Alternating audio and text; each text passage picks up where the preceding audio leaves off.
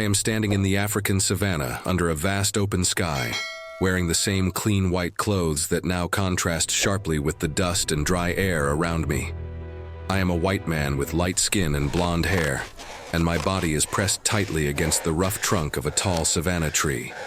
My arms cling to the bark, my legs wrapped around a thick branch several meters above the ground, because climbing down is not an option. Below me on the dry yellow grass, a large adult lion is positioned directly under the tree. The lion's muscular body is tense, ribs slightly visible, its posture low and deliberate, clearly showing hunger and focus. The lion's head tilts upward, eyes fixed on me without blinking, calculating distance and timing. Its tail moves slowly from side to side, signaling patience rather than haste. I scan the horizon and see endless flat land, scattered acacia trees, and no immediate human presence. The savanna feels silent but heavy, as if the air itself is holding its breath. The sun is high, heat pressing down on both of us, making every movement slower and more exhausting. I adjust my grip on the tree, feeling my arms strain and my legs begin to tremble. The bark scratches my palms, but letting go even slightly could mean falling. The lion shifts its weight, circling the base of the tree, never leaving the shade directly beneath me.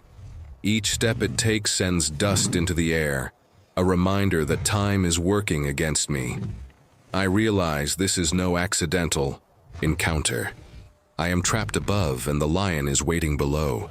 The situation is clear, complete, and unforgiving.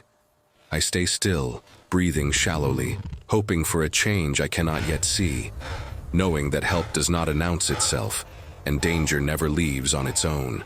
The longer I remain clinging to the tree, the more my body betrays me.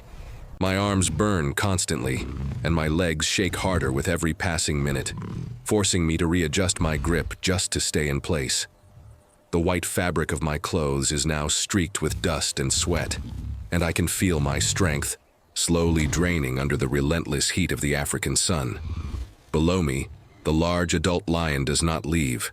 Instead, it becomes more active. The lion circles the tree again, then stops, crouching low in the grass. Its breathing is steady and controlled, its hunger evident in the tightness of its posture, and the way its eyes never stop tracking my smallest movement. The lion tests the tree by jumping briefly against the trunk, claws scraping the bark, making the entire tree vibrate beneath me. Each vibration sends panic through my body. Loose bark falls away, and small branches crack under the stress of my weight. I realize the tree is not as strong as it looks. If I lose balance or the branch weakens, the fall will place me directly within the lion's reach. I tighten my grip despite the pain, knowing rest is impossible. The sun continues to rise higher, baking the savanna and draining moisture from my body. My mouth is dry, my vision blurs slightly, and the effort to stay calm becomes harder.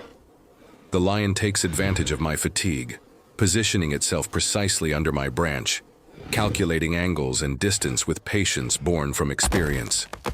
Time becomes my enemy. I understand that the lion does not need to rush. Hunger gives it endurance while exhaustion steals mine.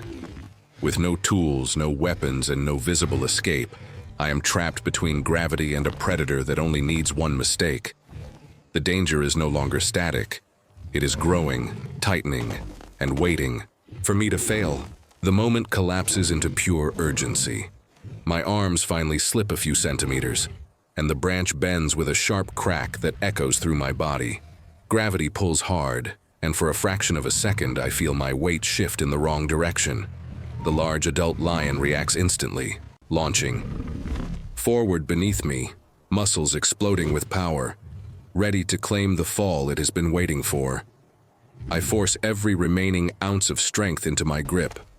My fingers claw into the bark, skin burning, tendons screaming as I stop myself from dropping. Loose bark tears free and rains down.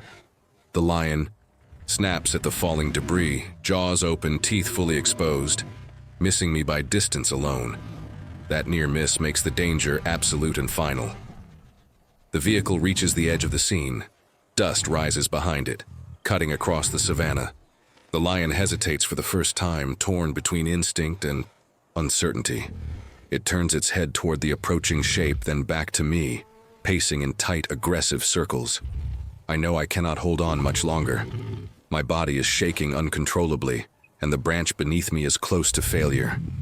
The vehicle stops at a calculated distance. Human silhouettes are visible inside, but I hear no voices. The presence alone changes the balance. The lion roars, a deep, warning vibration through the ground, asserting dominance even as doubt creeps into its posture. It takes a final step toward the trunk, crouching low, preparing for one last attempt. I make the decision that saves my life. I pull myself tighter against the trunk and remain completely still, conserving the final strength I have left. The lion waits, tense and ready, but the moment stretches too long. The unfamiliar presence, the dust, the stillness, everything disrupts its timing. Finally, the lion breaks. It backs away several steps, never turning its back, eyes still locked on me. The immediate threat releases just enough for my body to survive the moment. I stay frozen in the tree, knowing that a single wrong move could bring the danger back, but the turning point has been reached. I am still alive, and the worst moment has passed. The danger fades slowly, not all at once. The large adult lion continues to retreat, step by careful step, until the distance between us is no longer lethal. It pauses one last time, watching me from afar, then turns its body fully away and disappears into the tall yellow grass of the African savanna. The ground beneath the tree is finally empty.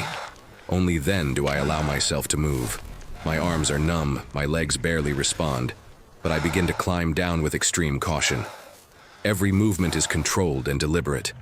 I keep my eyes on the savanna, alert for any sign of the lion's return. The tree that trapped me now becomes my path to freedom. When my feet finally touch the dry earth, my legs almost give way. I remain standing, breathing hard, feeling the solid ground beneath me again. The white clothes I wear are torn, dusty, and soaked with sweat, but I am alive. The heat, the silence, and the vastness of the savanna feel different now, not threatening, but real. The vehicle approaches slowly. It stops at a safe distance, never rushing the moment. The presence of help is calm and controlled. I take a few steps away from the tree, creating space between myself and the place where danger waited so patiently. I turn back once more. The tree stands alone. The savanna stretches endlessly. There is no lion in sight. What held me moments ago no longer defines me.